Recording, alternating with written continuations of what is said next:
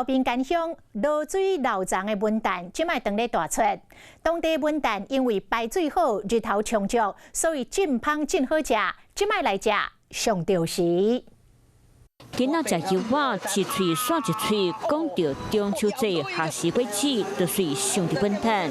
食油碗卡路里少，纤维多，可以当帮助你较好排便。香香甜甜，好好吃。甲油白开，会当看到果子包一丝一丝，金贵个汤光。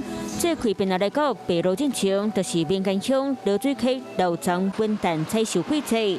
伫路边会当看到几户的顶仔脚，拢放满一篮甲一篮打拌落来新鲜油碗。现在成熟度到了，柚子就好吃。落水山因为地势关系，排水性好，日头嘛拢少会着，所以伫咧遮文旦大细粒拢拄大好，嘛是保存油碗上天然的滋味含口感。